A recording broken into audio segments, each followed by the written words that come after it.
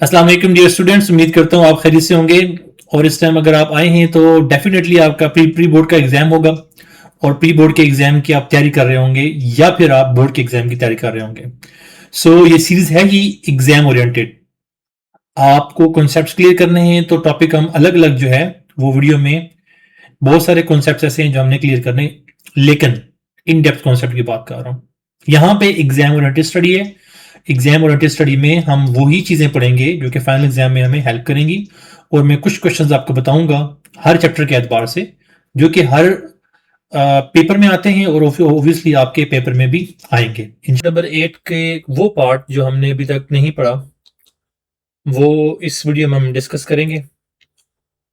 और ये वीडियो बहुत जरूरी इसलिए है कि इसमें जो जो टॉपिक मैंने आपको बताने हैं, पढ़ाने हैं, कभी कोई पेपर ऐसा नहीं आया कि उसमें से ये इन टॉपिक्स में से कोई एक क्वेश्चन ना आया हो, वो खास करके लॉन्ग क्वेश्चन।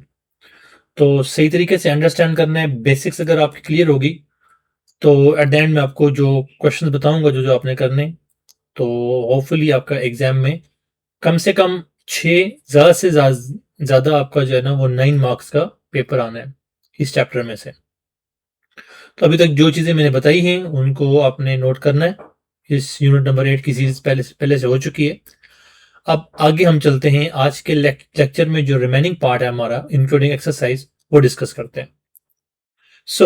सबसे पहले जरूरी है जी रिएक्टिविटी ऑफ बेंजीन। इंतहाई इंपॉर्टेंट टॉपिक है। इसको ही आज हम जो है ना वो अच्छे से डिटेल में डिस्कस करते हैं। अच्छा भाई, बेंजीन के बारे में हम ये चीज तो पढ़ चुके थे कि इस तरह का एक स्ट्रक्चर है, हेक्सागोनल स्ट्रक्चर कहते हैं इसको। इसमें 3 डबल बॉन्ड्स होते हैं और 3 सिंगल बॉन्ड्स होते हैं। इस तरह हम इसको लिखते हैं। हमने ये भी कहा था कि ये बेसिकली इस तरह होता नहीं है। ये बेसिकली क्या होता है, डीलोकलाइज्ड होता है। ये बातें हो चुकी हैं पिछले लेक्चर्स में। अब रिएक्टिविटी से मुराद है कि बेंजीन किसके साथ रिएक्ट करता है, ठीक है, किसके साथ घूमता फिरता है, किसके साथ बॉन्डिंग है इसकी। तो पहले तो मैं आपको एक लाइफ लेसन बता दूं। जितना आप जल्दी किसी के साथ घुलेंगे मिलेंगे, उतनी ही आपकी वैल्यू कम होगी। सिंपल सी बात है। आपने करना क्या है कि अपने आप को स्टेबल करना है, मेंटली, इमोशनली, फिजिकली। जब आप स्टेबल होंगे तो आप जो है वो हर दूसरे तीसरे बंदे से बात करने की ख्वाहिश नहीं करेंगे। बेंजीन हमारा जो है ना वो सेल्फ डिपेंडेंट है, बड़ा ही प्यारा मालिक्यूल है। ये स्टेबल है, ये खुद के साथ खुश है, किताबें पढ़ता है, सॉन्ग सुनता है, व्हाट्सएवर कुछ भी करता है। बेंजीन जो है वो किसी पे जल्दी अटैक नहीं करता। इसको ये उसी पे अटैक करता है जो इसके लिए प्रॉपर तैयार होके आता है, प्रॉपर प्रिपेयर होके आता है। यहां पे जो प्रिपेयर होके आता है, जो तैयार होके आता है, उसको हम कहते हैं इलेक्ट्रोफाइल, ठीक है। वो पंजाबी में कहते हैं कि जिस लाइट गली उसे ना टुर टुर चली। मतलब एक लड़का खड़ा था, दोस्त आया, कहता है कि चलो भाई चलते हैं, चलो भाई चलते हैं, पेपर है कल, कोई मसला नहीं। मेंटली, इमोशनली, फिजिकली स्टेबल हूं तो आपको अटैक भी करना है तो अगला बंदा आपको सही तैयार होके आएगा तो अटैक होगा। सॉरी, बातें हम किसी और टॉपिक की तरफ ले गए। बेंजीन कहती है कि मुझे भाई नॉर्मल ब्रोमीन के ऊपर अटैक नहीं करना। बीआर, तुम बीआर के साथ अटैच हो, मैं तुम पे अटैक नहीं करूंगी। तो बीआर क्या क्या करता है, बीआर नेगेटिव होता है, नेगेटिव होता है ना, ये अपना आप बदलता है कि बेंजीन तुम्हारे लिए मैं पॉजिटिव हो गया हूं, फिर बेंजीन इसके ऊपर अटैक करते हैं, ठीक है। नाउ बेंजीन की वैल्यू ज्यादा क्यों है, क्योंकि benzene is stable molecule. Understand हो गया। अब ये अटैक होता कब है, जब ब्रोमीन पॉजिटिव बनती है। जब ब्रोमीन पॉजिटिव का मतलब क्या है, पॉजिटिव का मतलब है इलेक्ट्रोफाइल। जिन बच्चों को इलेक्ट्रोफाइल का टॉपिक नहीं पता, अब आपने क्लियर नहीं किए अपने कॉन्सेप्ट्स, उधर अंडरस्टैंड कर लें। इलेक्ट्रोफाइल वो चीज जिसको इलेक्ट्रॉन चाहिए, इलेक्ट्रॉन से प्यार करने वाला है, ठीक है। बेंजीन के पास इलेक्ट्रॉन है, वो दे नहीं रहा। ऐसी चीज जो पॉजिटिव हो या पार्शियल पॉजिटिव हो,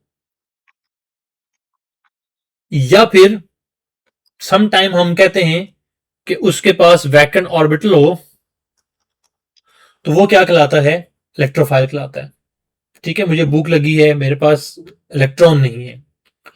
सो ये प्रोसेस होता 3 स्टेप्स में।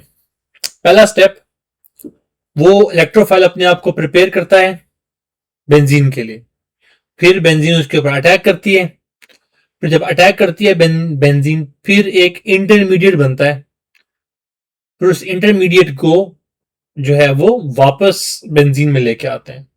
इस पूरे टॉपिक में यहां से सिर्फ ये 3 बातें आपने समझ लेनी है और कोई समझने की जरूरत नहीं है, ठीक है। अच्छा, सब्स्टिट्यूशन क्या होता है हमने पढ़ा हुआ है पहले, दोबारा बताता हूं। सब्स्टिट्यूशन क्या है कि मैं यहां चेयर में बैठा हूं, मुझे हटा के कोई यहां पे आके बैठ जाए, तो बेंजीन के ऊपर क्या होता है, हाइड्रोजन होता है।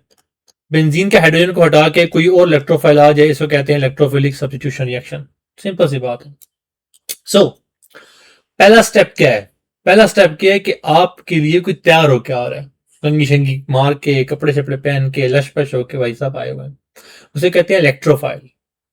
इलेक्ट्रोफाइल पॉजिटिव होके तैयार होके आया है, ठीक है। सो ये पहला स्टेप है जी, इलेक्ट्रोफिलिक सब्स्टिट्यूशन रिएक्शन में जनरेशन ऑफ इलेक्ट्रोफाइल। इलेक्ट्रोफाइल तैयार होगा, क्यों तैयार होगा, क्या मसला था? क्योंकि ब्रोमीन में एक ब्रोमीन पार्शियल पॉजिटिव, दूसरी ब्रोमीन पार्शियल नेगेटिव कंसिडर भी कर लें, वैसे तो ये दोनों एक इलेक्ट्रॉन नेगेटिविटी उनमें सेम होती है, लेकिन जब कोई अटैक करता है, कोई इलेक्ट्रॉन लेके आता है, तो ये मेसोमेरिक इफेक्ट के तहत ये पार्शियल नेगेटिव पॉजिटिव बनाते हैं। मेसोमेरिक इफेक्ट ये होता है कि लड़ाई नहीं चल रही, बाहर से कोई आ गया तो लड़ना शुरू हो गया इलेक्ट्रॉन्स पे, तो ये पॉजिटिव और नेगेटिव हो गया। अब इतना पॉजिटिव है नहीं कि ये भाई उसको अटैक कर सके, ठीक है। तो इसलिए ये इलेक्ट्रोफाइल को जनरेट होके आना पड़ेगा, ठीक, दोस्तों तो अपने छोड़ के आना पड़ेंगे। सो इलेक्ट्रोफाइल जनरेट होता है, ऐसे तो जनरेट नहीं होता। इलेक्ट्रोफाइल को जनरेट करने के लिए एक कैटलिस्ट चाहिए होता है, तो वो कैटलिस्ट होता है लिवस एसिड। अब लिवस एसिड क्या बला है? लिवस एसिड ऐसी चीज जो कि इलेक्ट्रॉन पेयर को एक्सेप्ट कर सके, इलेक्ट्रॉन पेयर्स को एक्सेप्ट कर सके, लिवस एसिड कहलाता है। अब कौन सी लिवस एसिड होते हैं? आयरन क्लोराइड हो गया, एल्यूमिनियम क्लोराइड हो गया, ये इलेक्ट्रॉन पेयर को एक्सेप्ट करते हैं। सो इलेक्ट्रोफाइल किसी भी बेस के साथ था, उससे इलेक्ट्रोफाइल जनरेट हो गया, पॉजिटिव जनरेट हो गया। ये ऐसी स्पीशी है जो कि नॉर्मल स्पीशी नहीं है। फॉर एग्जांपल बी आर हमेशा नेगेटिव होता है, यहां पे पॉजिटिव हो गया। NO2 नेगेटिव होता है, यहां पॉजिटिव हो गया। ये सारे बेंजीन के चक्कर में जो है ना मुसलमान हुए हैं। सो अब क्या करेगी बेंजीन? इनके ऊपर अटैक करेगी। Most important, most crucial part है सारे मैकेनिज्म का। जनरेशन ऑफ इलेक्ट्रोफाइल सबके लिए डिफरेंट होगी, लेकिन इलेक्ट्रोफाइल जनरेट करना ही हमें पता है, लेकिन ये जो स्टेप है ये है कॉमन स्टेप। इस स्टेप को अब भी समझ लें, आगे हमारा टाइम कम लगेगा। फिर देखो बेंजीन के पास बच्चे क्या हैं? बेंजीन के पास अगर मैं इसी स्ट्रक्चर को ड्रॉ करूं, यहां पे फॉर एग्जांपल इस स्ट्रक्चर को ड्रॉ करूं, तो बेंजीन के पास क्या है? यहां पे इलेक्ट्रॉन है, यहां पे 2 इलेक्ट्रॉन है, इसको मैं जोड़ लेता हूं, और यहां पे 2 इलेक्ट्रॉन है। अब होता क्या है कि जब ये इलेक्ट्रोफाइल आता है तो बेंजीन जो अपने इलेक्ट्रॉन्स को इस तरह डिस्ट्रीब्यूट करता है कि जो इसका पेयर है, मैं जरा इरेज करता हूं उसको। बेंजीन क्या करता है? अपना जो ये पेयर है, इस पेयर को पॉजिटिव और नेगेटिव की सूरत में ले आता है। जरा समझिएगा, ये आपने अगर समझ लिया तो चीजें आसान हो जाएंगी। ये जो बॉन्ड है, ये बॉन्ड क्या है? ये बॉन्ड है 2 इलेक्ट्रॉन्स, यही बात है ना। ये 2 इलेक्ट्रॉन एक कार्बन जब लेके जाएगा तो हम कहेंगे वो कार्बन क्या हो गया? नेगेटिव। तो दूसरा कार्बन क्या हो गया? पॉजिटिव। हम दिखाते नहीं है, लेकिन असल में यही हो रहा होता है कि एक नेगेटिव होता है और एक क्या हो जाता है? पॉजिटिव। जो नेगेटिव होता है वो अटैक कर देता है किसके ऊपर? इलेक्ट्रोफाइल के ऊपर। ये अपने ये उसको नेगेटिव देता है, उसका पॉजिटिव खत्म हो जाता है और वो यहां पे आके अटैच हो जाता है। अब यहां सबसे बड़ी मुसीबत जो पहले आती है बच्चों को, वो ये आती है, सर ये हाइड्रोजन कहां से है? हाइड्रोजन यहां पे पहले से मौजूद हैं। हाइड्रोजन क्या है? यहां पे बेंजीन के ऊपर पहले से मौजूद हैं। पहले हमें हाइड्रोजन दिखाने की जरूरत नहीं पड़ी, क्योंकि हम अपने स्ट्रक्चर को इजी बना रहे थे। अब क्यों जरूरत पड़ी है, क्योंकि हमें इलेक्ट्रोफाइल दिखाना है, तो इसलिए इसी कार्बन के साथ हाइड्रोजन भी अटैच है, वो भी दिखाना पड़ेगा। दूसरी इंपॉर्टेंट बात है कि इस हाइड्रोजन को हमने रिमूव करना है, this need to be removed, इसलिए हम इसको दिखा रहे हैं। सो दोबारा से सुन लें, जिन्होंने अटेंशन जो ना इधर इधर उधर हो गई थी, जिन जिन जिन बच्चों की। हमने क्या कहा कि बेंजीन जो है वो बड़ी सख्त दिल की मालिक है। बेंजीन किसी के ऊपर अटैक नहीं करती, लेकिन जैसे ही इलेक्ट्रोफाइल तैयार होकर आया, पॉजिटिव बन के आया, अच्छा ब्रोमीन पॉजिटिव वाला, यार फर्स्ट टाइम देखा मैंने, तो वो उसका भी दिल पिघल गया। तो अब उसने किया क्या कि अब इसने किया जी अटैक इसके ऊपर। अटैक करने के चक्कर में ऑब्वियसली नुकसान ही खाया इसने। अच्छी वाली स्टेबल थी, इमोशनली मेंटली इसने इलेक्ट्रोफाइल के चक्कर में अपने एरोमेटिसिटी को गंवा दिया। अब यहां पे जो हाइड्रोजन है वो क्या है, बाहर निकल आया इसका। अब क्या जी, अब झगड़ा शुरू हो गया। झगड़ा क्या क्या शुरू हो गया, वो क्या कहते हैं, इलेक्ट्रोफाइल तुम्हारे आने से बेंजीन अनस्टेबल हो गई है, बेंजीन का बेड़ा गर्क हो गया है। दूसरी इंपॉर्टेंट बात बच्चे, बहुत इंपॉर्टेंट पॉइंट है, इस चीज को क्या कहते हैं, इसको कहते हैं एरीनियम आइन। इस इंटरमीडिएट को क्या क्या क्या क्या क्या कहते हैं, एरीनियम आइन। और ये ऐसा सिस्टम होता है जिसमें जो ये वाला कार्बन है, ये बेटा sp3 हाइब्रिडाइज होता है। ये बड़ा इंपॉर्टेंट एमसीक्यू है कि हाइब्रिडाइजेशन जो है वो sp2 से चेंज होके किस हाइब्रिडाइजेशन में जाएगी, फिर वापस किस हाइब्रिडाइजेशन में आएगी। तो बेंजीन में पहले sp2 था, बाद में इंटरमीडिएट में sp3 बना, फिर अगेन sp2 हो गया। सारे नहीं sp2 बने, लेकिन एक sp3 बना। So to cut the story short, कोई भी इलेक्ट्रोफाइल है, दुनिया जहान का इलेक्ट्रोफाइल है, हमने उसके ऊपर अटैक करना है, उसको साथ जोड़ना है और हाइड्रोजन को बाहर निकाल देना है, बाहर शो कर देना है। अब होगा क्या, मैं तो स्टेबल थी, अब इसके चक्कर में मैं अनस्टेबल हो गई हूं, तो आपको कुछ ना कुछ सेक्रीफाइस करना पड़ेगा। अब वो सेक्रीफाइस आप इलेक्ट्रोफाइल तो कर नहीं सकते, क्योंकि ये तो आपने बाहर से अटैक किया हुआ है, तो जो पहले से मौजूद है वो उसके ऊपर उसको आपने निकालना है। You have to remove this one. क्यों, क्योंकि अगर इलेक्ट्रोफाइल को निकालेंगे तो वैसे जो पहली पोजीशन थी उसी में आ जाएंगे। सो इसलिए आप जो है इलेक्ट्रोफाइल के साथ लॉयल हैं जो बाद में आया है, और इसको आपने नहीं निकाला, इस हाइड्रोजन से दोनों इलेक्ट्रॉन छीन लिए। ऐसे तो नहीं छीने, उस बेस ने छीने हैं, या उस कॉम्प्लेक्स ने छीने हैं जो कि इलेक्ट्रोफाइल बनाने में हेल्प कर रहा था। जैसे ही उसने अटैक किया तो ये हाइड्रोजन अपने बॉन्ड छोड़ के यहां पे आ गया डॉटेड फॉर्म में। अगर मैं लिखूं तो ये पूरा एक बॉन्ड बन गया जो कि हाइड्रोजन के जाने की वजह से बन गया। अब पॉजिटिव खत्म क्यों हुआ, क्योंकि पहले वाली स्टेट आ गई। बाकी एच बी जो बेस था उसने हाइड्रोजन के साथ अपने हाइड्रोजन को अपने साथ में ला लिया, यानी कि जो ई बी था अब वो क्या बन गया, एच बी बन गया। सिंपल मतलब आप कहो कि बी आर था ना, तो बी आर पॉजिटिव और बी आर नेगेटिव बना, तो बी आर नेगेटिव ने हाइड्रोजन के साथ मिलकर एच बी आर बना दिया। बाकी कैटलिस्ट वापस आ जाता है। कैटलिस्ट का फायदा ये है कि आग लगा के सारा कुछ करके लड़ाई लड़ाई करके खुद आ गया। सो बच्चों इसको एक दफा आपने अंडरस्टैंड कर लिया, आगे ऐसे भाग जाएंगे, आगे मसला ही कौन है। अगर अंडरस्टैंड नहीं किया तो आप वीडियो को थोड़ा सा पीछे करो, चीजों को दोबारा अंडरस्टैंड करो। ये कॉन्सेप्ट इतना जरूरी है कि अगला सारा लेक्चर इसी कॉन्सेप्ट पे है। तीन चीजें, जनरेशन ऑफ इलेक्ट्रोफाइल, बेंजीन का अटैक करना इलेक्ट्रोफाइल के ऊपर, और बेस का अटैक करना हाइड्रोजन के ऊपर और बेंजीन को रिक्रिएट करना। ठीक है, अब जो बेंजीन बनी है ये मोनो सब्सटीट्यूटेड बेंजीन है। ठीक है, नेक्स्ट हेलोजिनेशन। अब बेटा जो भी रिएक्शन आएगा ना उसको पेपर पॉइंट ऑफ व्यू से आपने ऐसे अटेम्प्ट करना है कि आपने रिएक्शन रिएक्शन की डेफिनेशन, पहला पॉइंट आपने इसकी डेफिनेशन करनी है, दूसरा पॉइंट आपने इसकी एग्जांपल। अगर आप स्टैंडर्ड एग्जांपल शो करें ना एक्स और वाई और इस तरह की, तो फिर आपको एग्जांपल दो देनी पड़ेगी जिसमें बी आर और ये बी शो होता है। ठीक है, अदरवाइज एक एग्जांपल इनफ है, वो रियल वाली एग्जांपल। फिर थर्ड पे बेटा आपने क्या लिखना है, मैकेनिज्म। और फोर्थ पे अगर अगर कोई साइड रिएक्शंस हैं तो आपने साइड रिएक्शंस लिखने हैं, अदरवाइज जरूरी नहीं है। ठीक है, तो ये 4 पॉइंट पे आपका सारा सिलेबस चल रहा है। बेंजीन का सारा सिलसिला इसी पे ही चलता है। तो हेलोजिनेशन की डेफिनेशन क्या हुई? Halogenation is a reaction in which halogen molecule react with benzene resulting in substituting, hydrogen को निकाला और हेलोजन लगा दिया। ठीक है, या सिंपल इसको शॉर्ट फॉर्म में लिखवाते होते हैं हम, replacement of halogen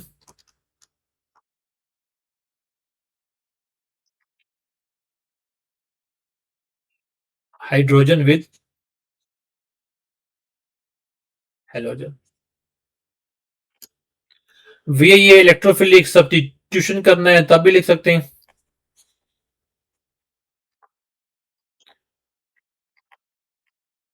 electrophilic substitution reaction. Obviously आवाज आपको आ रही है तो फिर जो लिखा हुआ जो अगर गंदा भी है तो कोई फर्क नहीं पड़ता, आप उसको आवाज से सुन के लिख सकते हैं। सो बेंजीन, अच्छा एक तो मुझे बड़ा बहुत ज्यादा गुस्सा आता है। क्यों? क्योंकि जब कभी बड़ा रिएक्शन लिखना होता है ना, तो बेंजीन के अंदर सुराख करने की जरूरत नहीं है, बेंजीन के अंदर आपने लाइंस ड्रॉ करनी है। क्यों? क्योंकि हमने लाइंस के थ्रू अटैक करवाना होता है, तो फिर ये प्रैक्टिस करेंगे तो फिर ये आपको ये मसला नहीं होगा। सो आपने बेंजीन के साथ कोई भी X2 लगाया, chlorine, bromine, iron chloride, iron bromide आपने इस्तेमाल किया, और यहां पे क्या हुआ, आप हेलोजन मॉलिक्यूल आपने लगा दिया। ठीक है, अच्छा ब्रोमीन के केस में अगर देखें तो यहाँ पे बी आर आ गया, ब्रोमोबेंजीन आ गया, साथ में HBr बना। सिंपल सी बात है, कोई लंबी डिटेल है को नहीं। मैकेनिज्म क्या है जी? मैकेनिज्म जहां पे X2 था या EB था, तो अब हमारे पास क्या है बेटा? अब हमारे पास ब्रोमीन ब्रोमीन है। ब्रोमीन करते क्या है, यहां से ब्रोमीन ब्रेक होता है, ये ब्रोमीन अटैक कर देता है इसके ऊपर। अब ये ब्रोमीन अटैक कर रहा है इसको, ब्रोमीन क्या कर रहा है, अपने लोन पेयर दे रहा है, लोन पेयर डोनर है ब्रोमीन, वो हो गया लीवस बेस। ये क्या हो गया? B R negative as a Lewis base काम कर रहा है, और ये क्या हो गया? एज अ लीवस एसिड काम कर रहा है, इसलिए इसको लीवस एसिड लिखा होता है। जब अटैक करता है तो एक पॉजिटिव आइन बनता है ब्रोमीन का, ब्रोमोनियम आइन।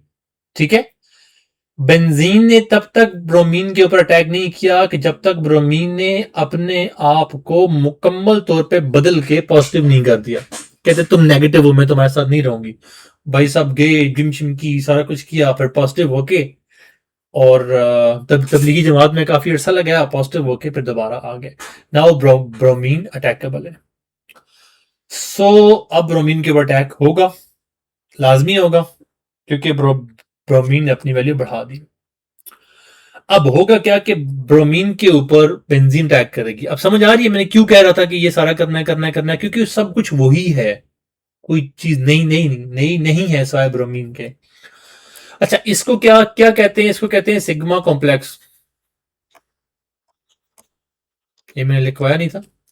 ब्रोमीन के ऊपर अटैक करते हैं, एक साइड पॉजिटिव हो जाती है, हाइड्रोजन को बाहर निकाल दिया, कुछ भी नया नहीं है। हाँ, नया क्या है कि जो पॉजिटिव आइन है ये अपने आप को स्टेबल करने के लिए घूमता है।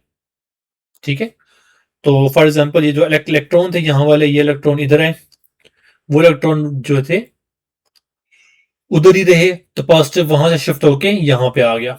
ठीक है, जिस तरह ये आया, फिर वो वहां से शिफ्ट होके इधर आए, तो ये इलेक्ट्रॉन यहाँ पे जो हो गया पॉजिटिव। फिर अब ऑब्वियसली इसको और कोई जगह मिलनी नहीं है, तो ये इसको निकाल के ही दम लेगा। ठीक है, सो रेजोनेंस स्टेबलाइज कैटाइन इंटरमीडिएट्स बने, एरोमेटिक स्ट्रक्चर बना, एरिनियम आइन बना। अब एरिनियम आइन ने क्या करना है, यार यहाँ पे डबल बॉन्ड नहीं है, बेसिकली ये सिंगल बॉन्ड है, उसको ना इलेक्ट्रॉन पेयर शो करने के लिए यहाँ पे सिंगल बॉन्ड उन्होंने शो किया। तो ये इलेक्ट्रॉन जो जो थे यहाँ पे हाइड्रोजन वाले, वो दोनों इलेक्ट्रॉन ट्रांसफर होके कहाँ आ गए? बेंजीन रिंग के अंदर, यहाँ पे। ठीक है, सो ओवरऑल ब्रोमीन बन गया। कोई नई बात? कुछ भी नहीं। अच्छा, यहाँ पे आप ये भी कर सकते हैं कि FeBr4 नेगेटिव का अटैक करवा सकते हैं, जो हमने पहले अटैक करवाया हुआ है, फिर इसको लीव करवा सकते हैं। तो एस के यहाँ पे FeBr4 नेगेटिव का अटैक करवा के, जिसको हमने पहले किया, वो भी कर सकते हैं, डबल स्टेप करने की जरूरत नहीं है। सो क्लोरीन का भी सेम है, कोई चेंज नहीं है। इजीली बिल्कुल वैसा का वैसा है, क्लोरीन पॉजिटिव जनरेट होता है। अच्छा, ब्रोमोनियम आइन था, ये क्या बना, क्लोरोनियमाइन है, इलेक्ट्रोफाइल है। फिर ये पॉजिटिव बना, वही इंटरमीडिएट, सब कुछ वही है, अगर आपने अभी तक वीडियो कान खोल के सुनी है तो ये क्लोरीन ब्रोमीन की जगह आ गया, बाकी कुछ भी नहीं आ गया, बाकी सारा वही है जो पहले था। हाँ, इसमें हमने क्या कहा जी कि मैंने आपको बताया था कि चार चीजें आपको करनी है, डेफिनेशन, एग्जाम्पल, मैकेनिज्म, और तीसरी चीज क्या क्या थी, साइड रिएक्शन। ठीक है, अब डिम्स इसको क्या कह लो, कुछ कुछ भी कह लो, ये आपने करना ही करना है, डेफिनेशन, एग्जाम्पल, मैकेनिज्म, और आपने साइड रिएक्शन बताना है। ठीक है, सो अगर आप बात करें किसकी, टॉल्यूवीन की। टॉल्यूवीन क्या होता है, ऐसा कंपाउंड जिसमें बेंजीन के साथ CH3 ग्रुप लगा हो। तो इस केस में जो प्रोडक्ट्स बनते हैं वो आर्डो भी बनता है और पैरा प्रोडक्ट भी बनता है। क्या मतलब, आर्डो पैरा का नहीं पता यार, क्या बात होगी। देखो, कोई भी ग्रुप लगा हुआ हो, उस ग्रुप को पोजीशन मान दो, उसके जो अगले वाली पोजीशन होगी, वो ग्रुप वो पोजीशन कहलाएगी आर्थो, बेशक वो लेफ्ट पे हो या राइट पे हो, ये दोनों पोजीशन क्या कहलाती हैं, आर्थो। इसके एग्जैक्ट अपोजिट जो पोजीशन होती है वो कहलाती है पैरा, ये वाली पोजीशन क्या कहलाती है, पैरा। और दरमियान वाली पोजीशन जो है ना वो क्या कहलाती है, मेटा। तो टेक्निकली अगर देखा जाए तो 1-2 पोजीशन जो है वो क्या है, 1-2 पोजीशन जो है ना वो क्या होते हैं, आर्दो होती है। 1-2 बेशक इधर कर लो इधर कर लो। 1-3 पोजीशन जो है ना वो क्या होती है, वो होती है मेटा। और 1-4 पोजीशन जो होती है वो क्या होती है, पैरा। सिंपल है, कोई लंबी जो डिटेल नहीं है। तो अच्छा, ये इसने दो प्रोडक्ट क्यों बनाए, ये एक आगे बड़ी लंबी डिटेल है, बड़े इंटरेस्टिंग, मैं आपको रूल्स बताऊंगा। फॉर एग्जांपल वॉरलैंडर रूल है एक, बड़ा इंटरेस्टिंग है, आपको ऐसे मिनटों में पता लग जाएगा क्या होता है क्या नहीं होता। ठीक है, सो ये आर्डो और पैरा डायरेक्टिंग है, इसमें दो प्रोडक्ट्स बनते हैं। कैसे बनते हैं, क्या होता है, वो सारा कुछ हम आगे जाके देखते हैं। सो अगर बहुत ज्यादा हम क्लोरीन लगा दें तो क्या होगा, और साइड प्रोडक्ट्स बनेंगे। और साइड प्रोडक्ट कहां बनेंगे जी, आर्दो पे और पैरा पे आएगा, क्योंकि ये पोजीशन, ये जो ग्रुप है ना, इस ग्रुप की वजह से आर्दो पैरा पोजीशन पे पॉजिटिव चार्ज आता है, वो ज्यादा एक्टिव होती हैं, जिसकी वजह से अटैक होता है। आप फिल वक्त ये समझ लें, ये प्रोडक्ट बन सकता है और ये प्रोडक्ट भी बन सकता है। तो ये जो डिम्स का फार्मूला भी हमने बनाया है DEMS का, वो आपने फॉलो करना है एग्जाम में क्वेश्चंस को सॉल्व करने के लिए। ठीक है, नाउ साइड चेन रिएक्शन, अगर आप क्लोरीन ऐड करें और थोड़ी बहुत यूवी लाइट आप उसको प्रोवाइड करें और साथ में बॉयल भी कर रहे हैं आप, तो होगा क्या कि वही क्लोरीन जो पहले बेंजीन रिंग के ऊपर अटैक कर रही थी, अब वो क्लोरीन बेंजीन पर अटैक नहीं करेगी। अब उसको क्या मिल गया, फ्री रेडिकल मिल गया। अब क्लोरीन को क्या मिला, ये यूवी लाइट मिली है। हमें पता है कि यूवी लाइट में क्या होता है, क्लोरीन क्लोरीन रेडिकल में आता है। जब क्लोरीन रेडिकल में आएगा तो वो फिर इस मिथाइल के साथ अटैक कर देगा। तो क्या होगा जी, वही जो पहले होता रहे कि CH3 जो है ना वो पहले कन्वर्ट हो जाएगा CH2Cl में, फिर वो CH2Cl किस में कन्वर्ट होगा, CHCl2 में, फिर वो किस में कन्वर्ट होगा, CCl3 में, सी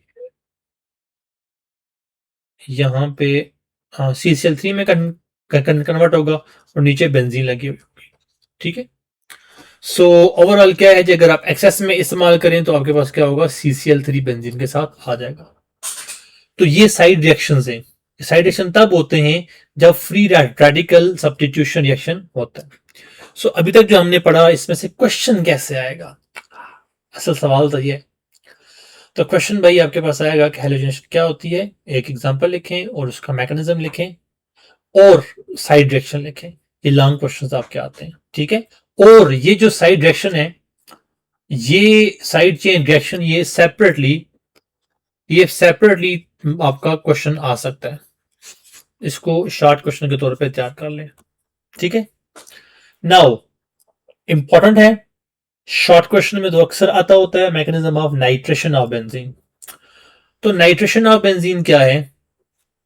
ऐसा रिएक्शन जिसमें नाइट्रोनियमाइन या नाइट्रो ग्रुप हाइड्रोजन को रिप्लेस करके आता है। ठीक है, ये क्या है? रिप्लेसमेंट ऑफ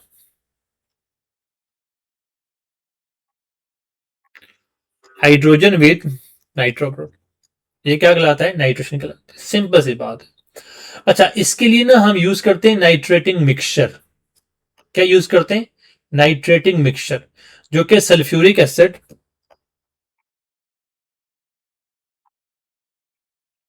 और नाइट्रिक एसिड का जो है ना वो मिक्सचर होता है। मोस्टली 1:1 जो है ना हम इसका मिक्सचर यूज करते हैं। सो समटाइम रेशो वेरी करती है depending on the molecule. 25 degree से लेके 60 डिग्री तक होता है, डिपेंडिंग ऑन आपको नाइट्रेशन कौन सी चाहिए। नाइट्रो का सबसे बड़ा मसला ये है कि नाइट्रो क्योंकि पॉजिटिव नेगेटिव चार्ज है, तो ये काफी जगह पे एक्सप्लोसिव के तौर पे इस्तेमाल होता है। काफी जगह पे एक्सप्लोसिव के तौर पे इस्तेमाल होता है। आपने देखा होगा कि बहुत सारी गेम्स में इस तरह के क्रॉस लगा होता है, एक खोपड़ी होती है, ऊपर लिखा होता है TNT। TNT का मतलब होता है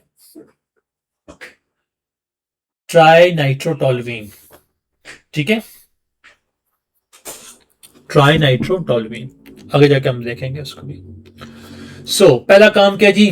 पहला काम हमें नहीं पता। हमें क्या पता है कि भाई कोई भी बेंजीन के इलेक्ट्रोफिलिक रिएक्शन आए उसमें 3 स्टेप होते हैं। पहला इलेक्ट्रोफाइल जनरेट करना, दूसरा बेंजीन का इलेक्ट्रोफाइल के ऊपर अटैक करना, तीसरा हाइड्रोजन को निकालना। बस। तो पहला क्या होगा? एग्जैक्टली पहला ये होगा, इलेक्ट्रोफाइल को जनरेट किया हमने नाइट्रोनियम आयन को जनरेट किया। नाइट्रोनियम आयन कैसे जनरेट हुआ? नाइट्रिक एसिड ने सल्फ्यूरिक एसिड का रिएक्शन किया, तो उस केस में एक कंजुगेट एसिड आपके पास बना।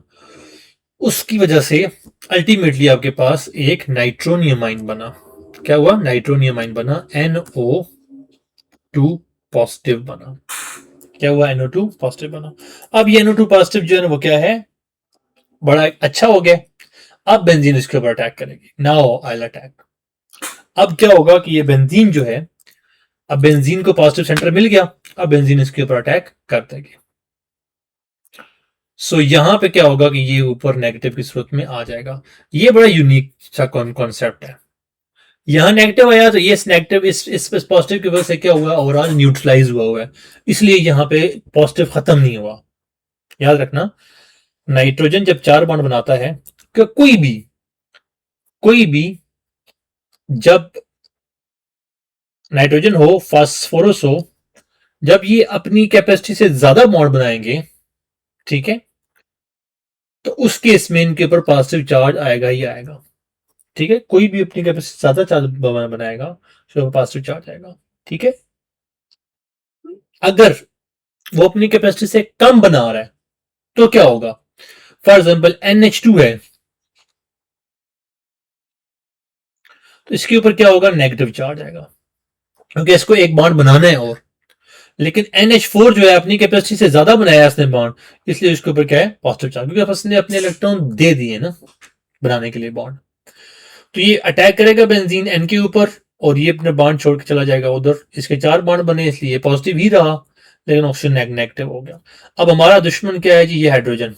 इसको हमने निकालना है, तो ये नेक्स्ट स्टेप में हम इसको रिमूव करेंगे। ये resonance stabilise structure exactly same है, कुछ भी नहीं बदला सिवाय इस ग्रुप के। पहले ब्रोमो था, अब क्लोरो है, अब नाइट्रो है, डजंट मैटर, बाकी सारा स्ट्रक्चर सेम रहेगा। ठीक है, अब ये जो सल्फ्यूरिक एसिड का हमने दिल तोड़ा था, उसने इसके ऊपर अटैक कर दिया और इधर से ये यहां पे आ गया। ठीक है,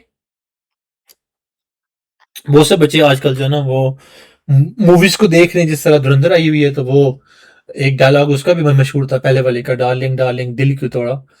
तो हमने इसका हाइड्रोजन सल्फेट का दिल तोड़ा था, अब हाइड्रोजन सल्फेट हमें अटैक कर रही है और अटैक करके हमारा हाइड्रोजन जो है यहाँ से ले गई। जैसे हाइड्रोजन हमारा ले गई तो हमें और कोई पॉसिबिलिटी नहीं थी, हमने भी अपने इलेक्ट्रॉन छुपा के वापस अपनी रेजोनेंस में आ गए। So we got nitro and we lost hydrogen. This is called substitution. ठीक है, सो भाई साहब बहुत जरूरी है, पता नहीं क्यों पेपर्स में कम आता है,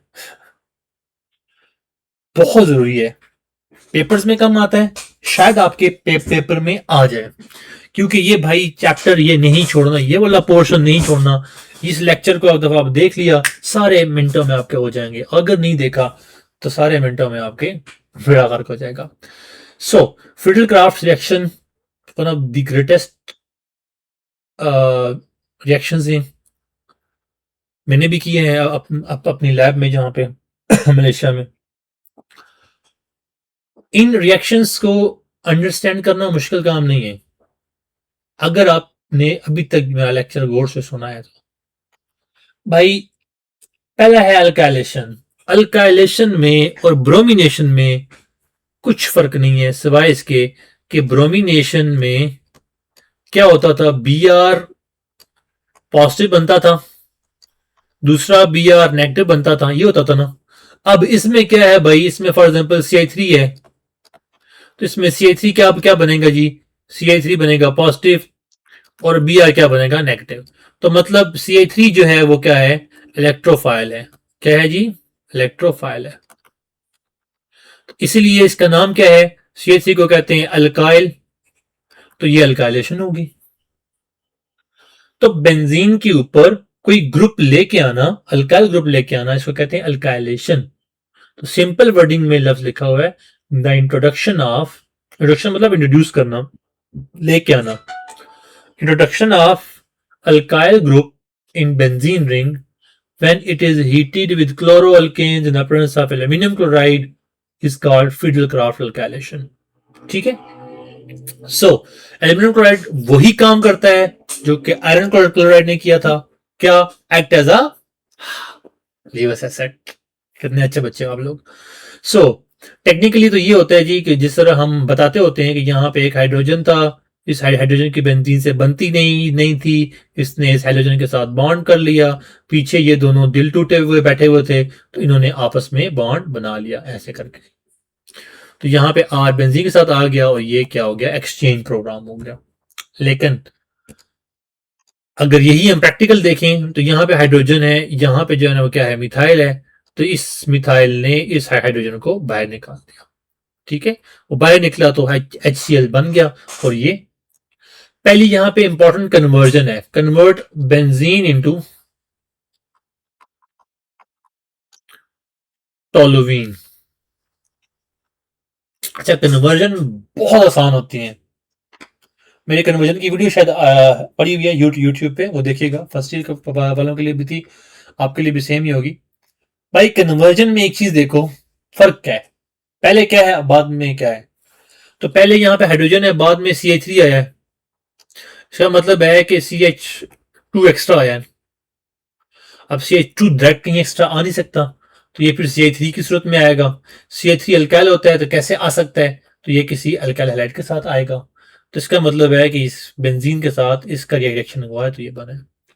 अब जब ये हो गया तो अब आपको ये बनाने में मसला नहीं है।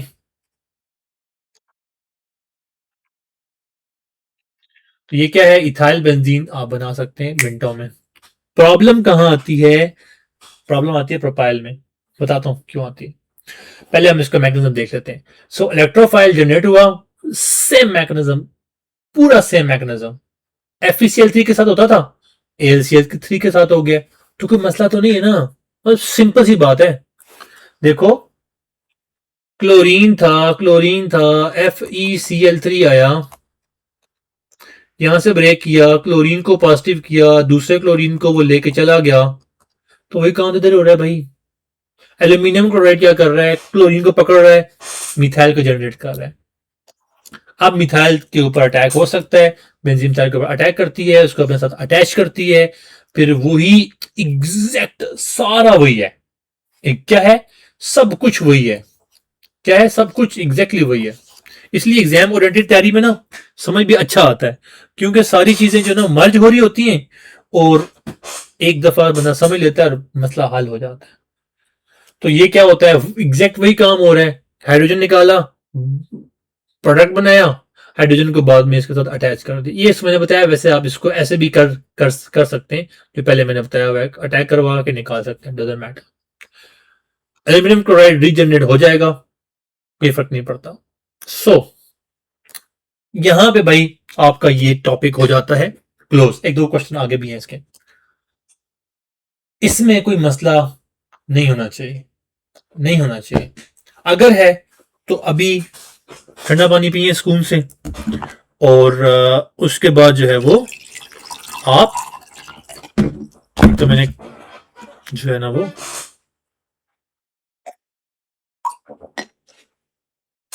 दोबारा देखें वीडियो, और क्या हाल नहीं है, ठीक है। So to cut the story short, हमने क्या क्या क्या कहा कि आपने डीएमएस फॉलो करना है, डेफिनेशन, एग्जांपल, मैकेनिज्म और साइड रिएक्शंस लिखने इसके आंसर्स में, ठीक है। फिर मैकेनिज्म में हमने क्या क्या कहा, आपने इलेक्ट्रोफाइल को जनरेट करवाना है, आपने बेंजीन का इलेक्ट्रोफाइल के ऊपर अटैक करवाना है, और आपने हाइड्रोजन को जो है ना वो रिमूव करवाना है। Generation of electrophile, attack of benzene और इलेक्ट्रोफाइल, और रिमूवल ऑफ हाइड्रोजन, डिहाइड्रोजनेशन, या whatever you want to say. कहते हैं जी क्लोरोइथेन बेंजीन के साथ कैसे रिएक्ट करेगा, इलेक्ट्रोफाइल का नाम बताएं और एंड प्रोडक्ट बताएं। और भाई इलेक्ट्रोफाइल का नाम तो आपके पास पता है कि ये क्या है। अच्छा, आप जब यहां देखें, यहां पे आपने जब इसको जनरेट किया था, तो यहां पे आपने मिथाइल कैटाइन नाम दिया था, ठीक है। आप इसको कोई और नाम देना चाहें तो भी दे सकते हैं। इसको अक्सर हम कहते हैं कार्बोनियम आयन, ठीक है, कार्बन का आईयूएम आयन, ठीक है। तो कार्बो कैटाइन बनता है, मिथाइल कैटाइन हो गया तो ये क्या हो जाएगा, इथाइल कैटाइन हो जाएगा। सिंपल सी बात है इलेक्ट्रोफाइल का। दूसरा एंड प्रोडक्ट क्या है जी, वो हम पहले देख चुके हैं। एंड प्रोडक्ट आपके पास क्या है, इथाइल बेंजीन बनती है। Which two roles are played by the hydrogen aluminium chloride, एक तो भाई वो एज अ बेस काम करता है आखिर में, और एक लीवर्स एसिड के तौर पे काम करता है, तो डबल इसका काम होता है, ठीक है। हाइड्रोजन को भी रिप्लेस करवाता है, रिमूव करवाता है, और वो भी काम कर, तो इसके अलावा भी रोल से अगर आप लिखना चाहें लिख सकते हैं। तो पहला रोल क्या है जी, कार्बोकैटाइन की जनरेशन करवाता है, और दूसरा रोल है कि हाइड्रोजन को रिमूव करवाने में हेल्प आउट करता है। ऑब्वियसली एक तो रोल तो उसका है ही है ना कि ये एज अ कैटलिस्ट काम करता है, ये तो छोड़ नहीं सकते ना। अच्छा, कैटलिस्ट के अलावा जो है ना इसका रोल जो है ना लीवर एसिड का है, ठीक है। सो एसाइलेशन, हाँ भाई, एसाइलेशन जो है ना वो अल्काइलेशन ही है, बट फर्क ये है कि पहले CH3Cl होता था, अब CH3 के दरमियान क्या है, सी डबल बॉन्ड OCl आ गया, बाकी कुछ फर्क नहीं है। ये क्या है, CH3 C double bond O positive, और इधर क्या है Cl नेगेटिव। अब इसके ऊपर अटैक होगा, इसको एसाइल कहते हैं, ठीक है। तो जब एसाइल ग्रुप ऐड होता है बेंजीन के ऊपर तो उसे कहते हैं एसाइलेशन। प्रोडक्ट ऑब्टेन क्या कहता है, फिनाइल एथानोन या फिनाइल एसीटोन, या इसको जो है ना वो एसीटोफिनोल भी कहते हैं। अच्छा, ये बड़ी इंटरेस्टिंग बात है, जब कभी भी कार्बोनिल के साथ जब कभी भी CH3 आता है ना बच्चे, या CH3 कहीं भी आए, तो इसका लिए एसीटा का लफ्ज इस्तेमाल करते हैं। अगर OH लगा तो एसिटिक एसिड, अगर ऐसे रख दो तो ये, अगर CH3 लगा दो तो एसीटोन, अगर ऐसे रख लो बेंजीन लगा दो तो एसीटोफिनोन आ जाएगा, ठीक है। तो ये फिनाइल एसीटोन या एसीटोफिनोन या फिनाइल एथानोन वगैरह इसका नाम है। बेंजीन के ऊपर ये इजीली हमने यहाँ पे इसको इंट्रोड्यूस करवाया, यहाँ से हाइड्रोजन और वहां से हेलोजन को हमने निकाल लिए, बाकियों को जोड़ दिया, ठीक है। इंटरेस्टिंग है, कोई मसले वाली बात नहीं है। सो पहला स्टेप, अब तो भाई मुझे ट्रस्ट है आप लोगों पे। पहला step generation of electrophile, very good, कोई मसला नहीं, एल्यूमिनियम क्लोराइड आएगा, पॉजिटिव जनरेट करवाएगा, निकाल देगा। दूसरा स्टेप इंटरमीडिएट एरिनियम आइन, भाई कुछ भी नहीं बदला, कुछ भी नहीं बदला आपका सिवाय इस ग्रुप के। ये ग्रुप चेंज होता रहेगा, बाकी बेंजीन का सारा सिस्टम सही है। यहां बड़ी प्रॉब्लम आती है। बच्चे करते क्या हैं, इसको तो अटैच कर लेते हैं लेकिन इसको बड़े बुरे तरीके से अटैच करते हैं। अब वो बुरा तरीका क्या है मैं बताता हूं। बुरा तरीका यह है ये वाला। भाई इस तरह कभी भी नहीं करना, क्योंकि इसके ऊपर अटैक हुआ है, मिथाइल के ऊपर अटैक नहीं हुआ। दूसरा क्या क्या काम करते हैं, यहाँ बॉन्ड भी शो करते हैं, यहाँ हाइड्रोजन भी शो करते हैं, ये भी काम नहीं करना। ये पॉजिटिव लाजमी शो करना है, लाजमी। एरिनियमाइन में पॉजिटिव होता है, इसलिए आईयूएम लिखा हुआ है। ठीक है। फिर आखिर में क्या हो गया, ये रिमूव हो गया, वो कैटलिस्ट रीजनरेट हो गया। ये तो ऑलमोस्ट सेम है, 80 to 90% सेम है सिवाय इस ग्रुप के, जो ग्रुप लगा हुआ है। अब होपफुली चीजें आपको सारी यहां तक क्लियर हो चुकी होंगी। अब आगे कुछ रिएक्शंस है वो हमने देख लेने हैं। एडिशन रिएक्शन क्या होते हैं, एडिशन रिएक्शन कौन से हैं, addition reaction electrophile substitution reaction से डिफरेंट कैसे हैं, और फिर उनका डिफरेंस फिर ऑक्सीडेशन की तरफ आएंगे। भाई एडिशन क्या होती है, जब वन के अंदर एक वन ऐड करें और एक स्पीशी बन जाए, उसे कहते हैं एडिशन। कि कोई भी मॉलिक्यूल हो, उसके अंदर आपने दूसरा मॉलिक्यूल जो है वो ऐड किया, तो कुछ और नहीं बना, एक चीज बन गई। ठीक, यानी कि एक जमा एक मिलके एक दो बन गया, 11 नहीं बने। सो बेंजीन डीलोकलाइज मॉलिक्यूल है, उसके लिए ऐड करना जो है ना थोड़ा सा क्या है, मुश्किल है, मुश्किल है। ठीक है, लेकिन फिर भी ये अलाउ करती है under certain conditions. Under certain conditions ये अलाउ करती है। मोस्टली ये नॉर्मल कंडीशन में ये काम नहीं करती। मैंने कहा ना बेंजीन बड़ी सेल्फ आपके है ना सफिशिएंट है, और ऐसा ही होना चाहिए इंसान को। ठीक, सेल्फ सफिशिएंट है इसलिए उसे किसी की परवाह नहीं है, कोई एरा गराज या डजंट मैटर। जब तक उसको स्टैंडर्ड का अपना अपने स्टैंडर्ड का जब उसे न्यूक्लियोफाइल नहीं मिलता, अपने स्टैंडर्ड का जब उसे ब्रोमीन नहीं मिलता, तो वो अटैक नहीं करती। ठीक है। सो क्यों, क्योंकि उसके मतलब जो इलेक्ट्रॉन क्लाउड है वो क्या है, हाईली स्टेबल है, उसको किसी की जरूरत नहीं है। So delocalise pi electron in the aromatic ring of benzene, वो सर्कुलेट करते हैं, घूमते रह जाते हैं, इसलिए उसको कोई मसला नहीं है। सो इसको तोड़ना बड़ा बड़ा मुश्किल है, बड़ा विग्रस कंडीशन चाहिए, बहुत प्रेशर चाहिए, टेम्परेचर चाहिए, स्ट्रॉन्ग रिएजेंट्स चाहिए, फिर ही हो सकता है। ठीक है। So aluminium chloride carries halogen with itself in Crafts acylation, इसलिए उसे हैलोजन कैरियर कहते हैं। So which of the following is halogen carrier, तो मे भी इस तरह का कोई आपसे नहीं पूछता, बच्चों वाले क्वेश्चन तो नहीं पूछता, फिर भी पूछ सकते हैं, याद रखना। कहीं ना कहीं आप बच्चे हैं तो आपसे बच्चों वाले क्वेश्चन भी पूछे जा सकते हैं। सो हाइड्रोजिनेशन, हाइड्रोजन को ऐड करना। मैं अक्सर कहा करता था कि जिस भी चीज के आखिर में एशन आ जाए और उसके पहले कोई सफिक्स ना हो, लाइक सफिक्स डी या इस तरह का कोई सफिक्स ना हो, तो उसका मतलब एडिशन ही होता है।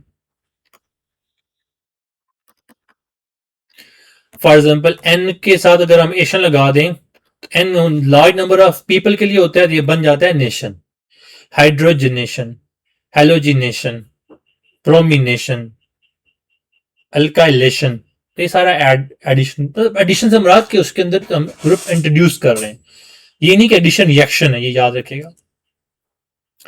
सो यहां पे क्या है, यहां पे आपके पास हाइड्रोजन एक एक प्रेजेंट है यहाँ, इसलिए मैं कह रहा था डबल बॉन्ड लगाना जरूरी है। ये अब जब ये बेंजीन के अंदर सुराख करते हैं तो ये बहुत बुरा लगता है मुझे। क्यों, क्योंकि इसकी वजह से हमारा जो कॉन्सेप्ट है वो सारा खराब हो जाता है।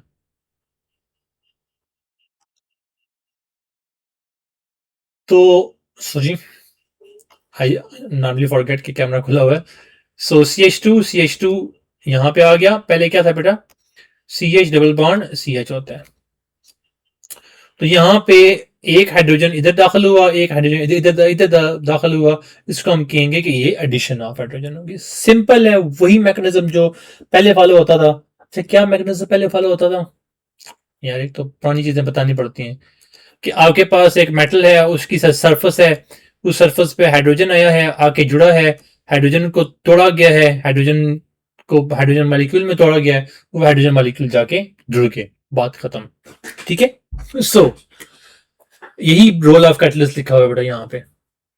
टेम्परेचर कितना चाहिए, 150 टू 200, 20 टू 30 एटमॉस्फेयर प्रेशर चाहिए, डजंट मैटर, सारी बातें आपको पता है, कोई ज्यादा बताने की जरूरत नहीं है।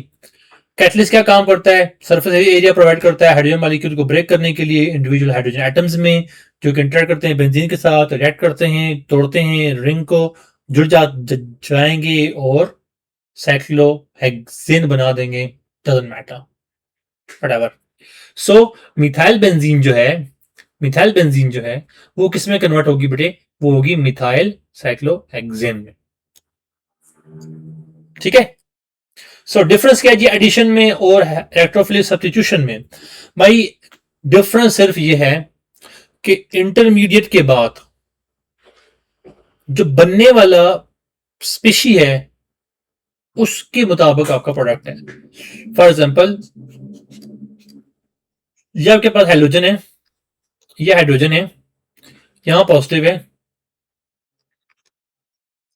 अब ये किसी और के ऊपर अटैक करेगा या ये इसे इलेक्ट्रॉन लेके इधर रुक जाएगा। अगर तो इधर रुक जाए तो ये कहलाती है इलेक्ट्रोफिलिक सब्स्टिट्यूशन रिएक्शन ESR, और अगर इधर जाए तो ये कहलाता है addition reaction.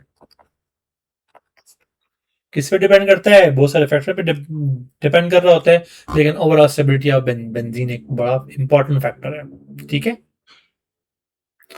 So addition reaction के लिए बेंजीन को ज्यादा हार्श कंडीशन चाहिए, नॉर्मल के लिए आपको एक अच्छा सा प्यारा सा चांद जैसी दुल्हन ले तो वो शादी कर लेगा। So in the second step halide ion attack the positively charged intermediate giving a saturated products.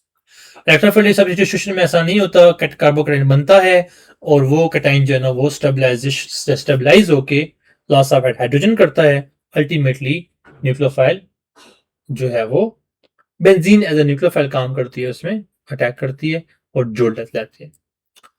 So to cut the story short, difference ये है कि तो पॉजिटिव इंटरमीडिएट जो बनता है उसको अगर हार्श कंडीशन दी जाए तो एडिशन रिएक्शन करेगा, अगर नॉर्मल कंडीशन दी जाए तो वो क्या करेगा, इलेक्ट्रोफिलिक सब्स्टिट्यूशन रिएक्शन करेगा।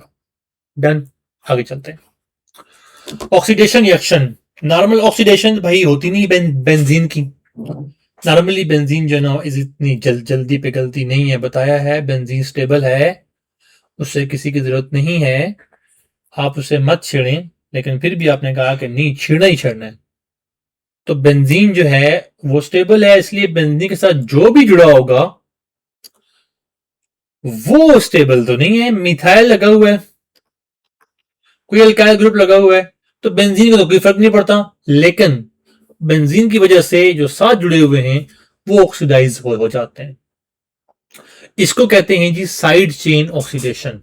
इसके लफ्ज क्या यूज करते हैं, side chain oxidation reaction of benzene. मैंने कहा था कि मैं आपको वही बातें बताऊंगा जो कि पेपर पॉइंट ऑफ व्यू से जरूरी है, इसलिए मैं सारी रीडिंग नहीं कर रहा। ये कन्वर्जन पॉइंट ऑफ व्यू से बड़ा जरूरी है। होता क्या है कि पोटेशियम पर मैग्नेट KMnO4 की प्रेजेंस में हम पोटेशियम मैग्नेट सॉरी KMnO4 की प्रेजेंस में हम क्या करते हैं, हम आपकी जो साइड चेन है उसको कन्वर्ट करते हैं, ऑक्सीडाइज करते हैं, कन्वर्ट नहीं करते बेसिकली। तो कैसे करते हैं इसको, जरा देखें, यहां पे दुनिया जहान की कितनी बड़ी चेन लगी हो, ethyl, methyl, propyl, benzyl, hexyl, whatever, ये टूटेगी और कन्वर्ट टूटेगी नहीं, ये कन्वर्ट होगी कार्बोक्सिलिक एसिड में। अच्छा, अगर यहां पे इथाइल ग्रुप लगा हो फिर भी वो चेन टूट जाएगी, ये कार्बोक्सिलिक एसिड में कन्वर्ट हो जाएगा। मतलब एक कार्बोक्सिलिक एसिड आएगा एक अल्काइल ग्रुप से। ठीक है, दो कब आ सकते हैं, जब दो डिफरेंट पोजीशन पे अटैच हो। जब दो डिफरेंट पोजीशन पे अटैच हो, यहां पे डिफरेंट पोजीशन पे अटैच है, तब ये किस में कन्वर्ट हो सकता है, तब ये दोनों कन्वर्ट हो सकते हैं कार्बोक्सिलिक एसिड में। लेकिन याद रखिएगा, चेन कितनी भी बड़ी हो वो एक कार्बोक्सिलिक एसिड में कन्वर्ट होगी। हाँ, अलग अलग जगह पे लगी हूं फिर दो कार्बोक्सिलिक एसिड हो सकते हैं, कोई फर्क नहीं पड़ता। सो इसका मैकेनिज्म क्या है जी, मैकेनिज्म ये है कि पहले एक पोटेशियम मैग्नेट जो है उस वो अटैक करता है हाइड्रोजन के ऊपर, यहां पे बेंजाइल फ्री रेडिकल बनता है। वैसे इसके अगले स्टेप में ये रेडिकल दोबारा उसके साथ रिएक्ट करता है और ये कार्बोकेटाइन बनाता है। टेक्निकली ये भी कर सकते थे कि आप इसके ऊपर अटैक करते हैं, इसको लीव करवा के ले जाते हैं, लेकिन ऑब्वियसली जो मैकेनिज्म एक्सपेरिमेंटली फाइंड आउट होता है उसी को ही फॉलो करते हैं हम। सो एक्सपेरिमेंटली ये है कि यहाँ पे रेडिकल बने, जो रेडिकल बना है इस रेडिकल ने दोबारा रिएक्ट किया है Mn के साथ और ये इलेक्ट्रॉन लेके पॉजिटिव चला गया, बेंजाइल कार्बोनियम आयन या कार्बोकेटाइन आयन। अब जो कार्बोकेटाइन बना है, इस कार्बोकेटाइन के ऊपर MnO4 का OH जो है ये अटैक करते हैं। जब ये अटैक करते हैं तो ये इसके साथ जुड़ जाता है। फिर जुड़ने के बाद अब दूसरा जो आपके पास रिएजेंट है, जो सिस्टम आपके पास बचा हुआ है, ये इसको मजीद उसी तरीके से ऑक्सीडाइज करता है जिस तरीके से पहले करता है। ये इधर आता है, इसको इधर लेके आता है, रेडिकल बनता है, दोबारा वही स्टेप होता है, तो ये वाला ये स्टेट आ जाती है। फिर ये उसको ऑक्सीडाइज करता है, लेकिन इस केस में जो ऑक्सीडेशन है वैसे नहीं है जिस तरह पहले हो, यानी कि यहां पर ट्राई OH वाला कॉन्सेप्ट नहीं है। यहां पे ऑक्सीडाइजेशन का मतलब रिमूवल ऑफ हाइड्रोजन है। तो यहां पे क्या होगा कि यहां से इसको रिमूव किया, OH यहां से निकाल दिया, तो अल्टीमेटली एल्डिहाइड बन गई। क्योंकि KMnO4 एक स्ट्रॉन्ग ऑक्सीडाइजिंग एजेंट है, तो ये यहां रुकता नहीं है, कहता चल भाई आगे चल, तो ये इसको मजीद ऑक्सीडाइज करके बेंजोइक एसिड में ले आता है। तो अल्टीमेटली ये क्या होता है, बेंजोइक एसिड में आ जाता है। कितनी भी बड़ी चेन हो, ये रिएक्शन यहीं पे रुकेगा। अच्छा, इसके अलावा अगर कोई भी बड़ी चेन है तो वो सारी कार्बन डाइऑक्साइड में कन्वर्ट होगी और साथ में हाइड्रोजन में वाटर में कन्वर्ट होगी, बस। So in these reaction the first carbon oxide chain is always oxidise, बाकी अल्काइल चेन क्या होगी, वो कन्वर्ट हो जाएगी कार्बन डाइऑक्साइड फॉर्मेशन में। सो अभी तक आपको काफी चीजें समझ आ गई होंगी। रिलैक्स करें, चिल करें, पानी शानी पिए। नाउ अब ये टॉपिक आ रहा है आपका, वो बड़ा इंटरेस्टिंग टॉपिक है। इस टॉपिक में एक तो इंटरेस्टिंग ये है कि आज से पहले पढ़ा तो मैंने था ऑब्वियसली, लेकिन ये पढ़ाया नहीं था कि आर्थो पैरा पोजिशन के साथ मेटा पोजिशन भी प्रोडक्ट में बनती है, और ये बनता है, ये होता है, इसमें कोई बड़ा मसला नहीं है। पहले तो भाई आप अंडरस्टैंड कर लें कि कॉन्सेप्ट क्या है सारा, बड़ा इंटरेस्टिंग कॉन्सेप्ट है। देखो, आप में से कोई मेरी तरह हॉस्टलाइट होंगे, मैं तो हॉस्टलाइट नहीं, मतलब घर से बाहर कहीं रहते होंगे।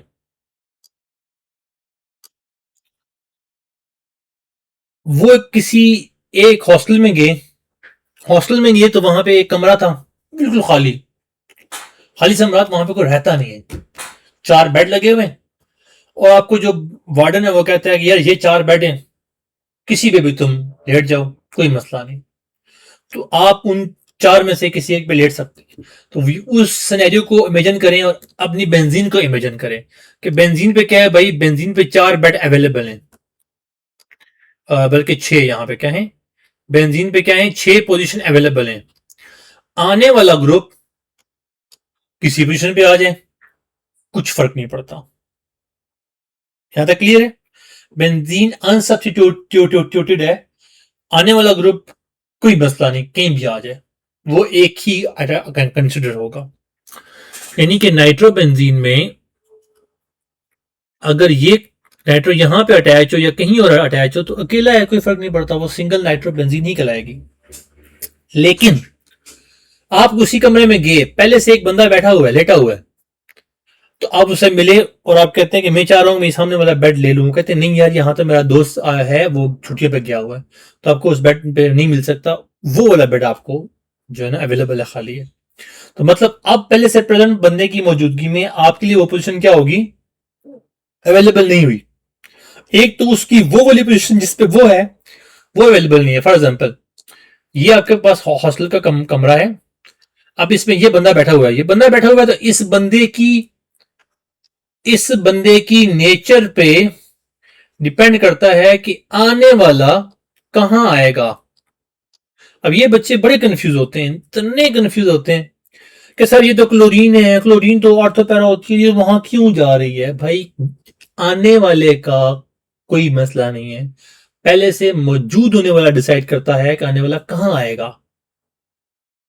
समझ रहे? दोबारा सुन लें।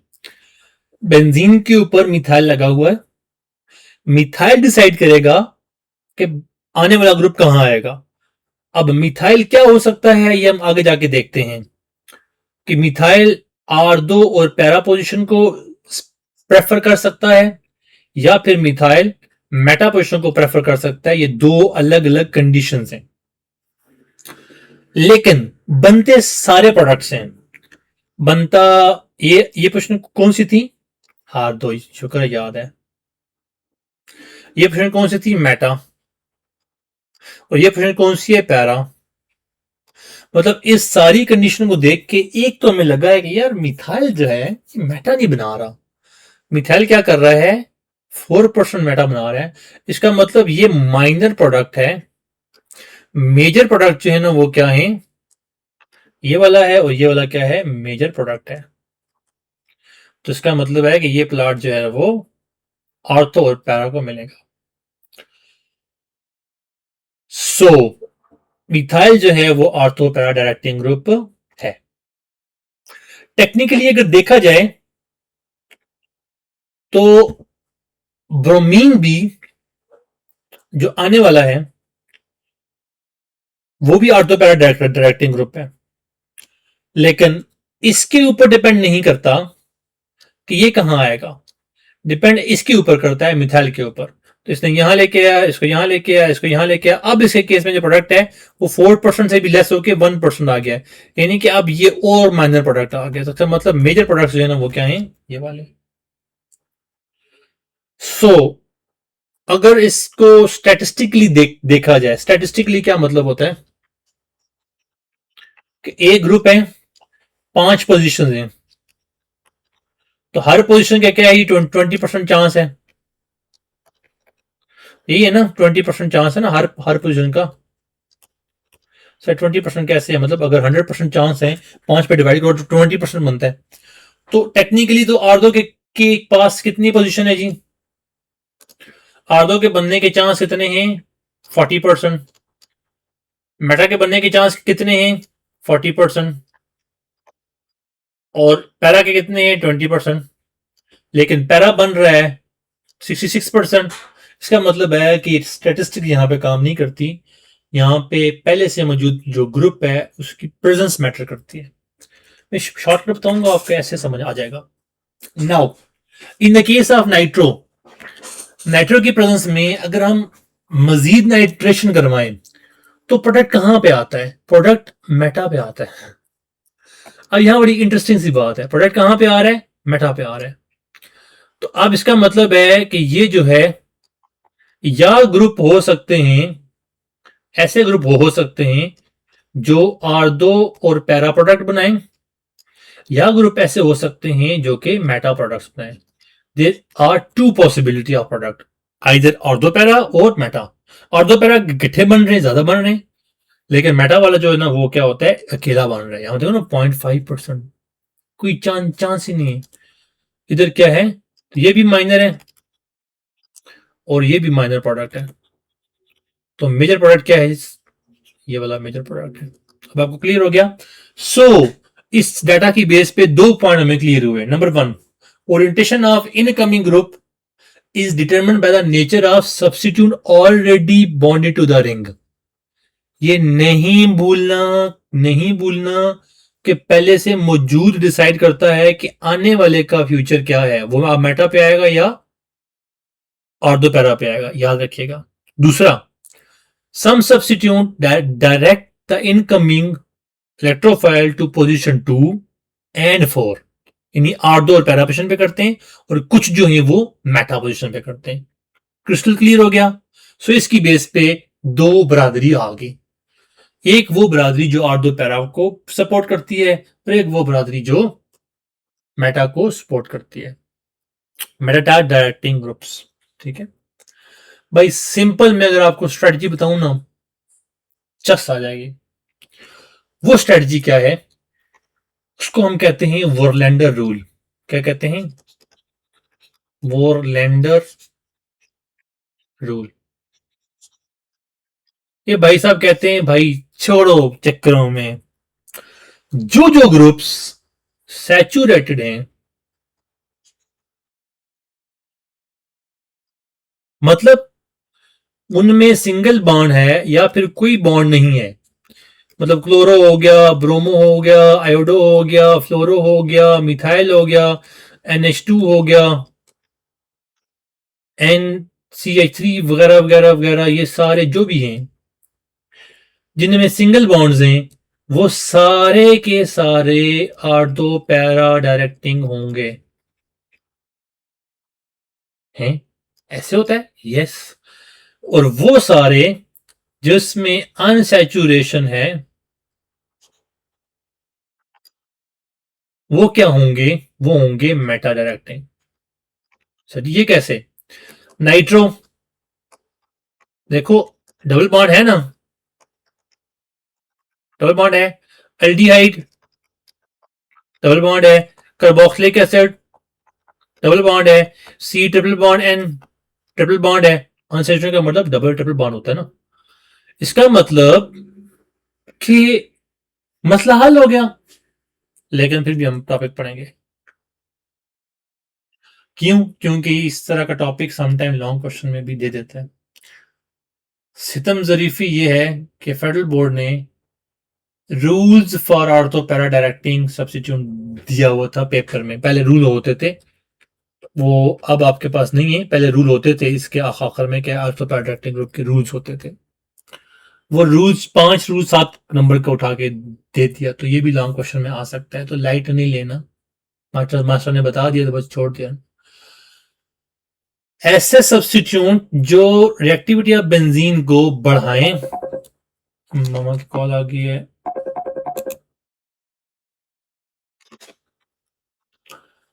ऐसे सब्स्टिट्यूट जो रिएक्टिविटी ऑफ बेंजीन को बढ़ाएं, उन्हें हम कहते हैं आर्थो पैरा डायरेक्टिंग सब्स्टिट्यूट।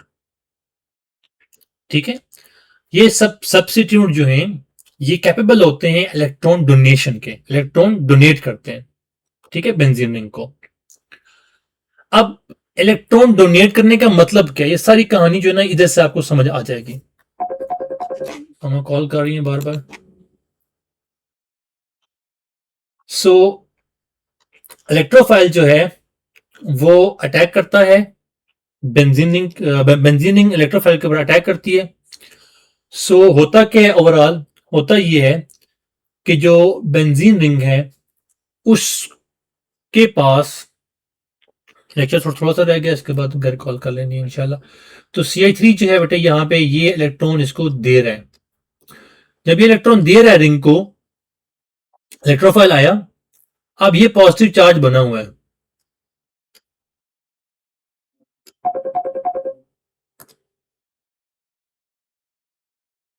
ये पॉजिटिव चार्ज बना है।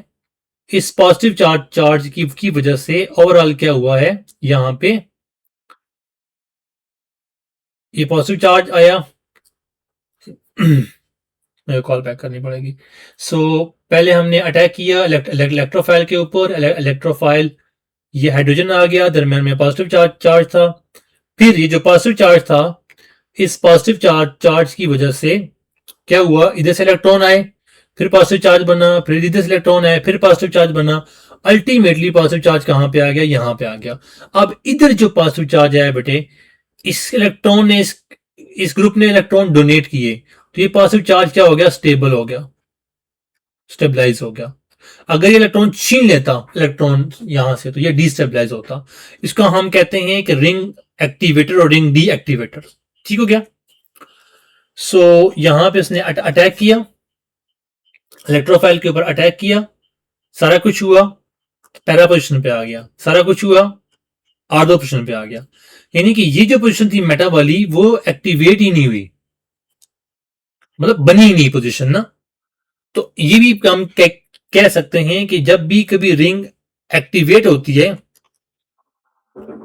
एक्टिवेट रिंग होती है या आर्डो पे या फिर पैरा पे, पैरा रिंग एक्टिवेटिंग ग्रुप, तो वो पॉसिबल हमने देख लिया। दूसरा ये है कि बाकी सारा कुछ ऑलमोस्ट सेम है, इसमें कोई चीज नहीं है।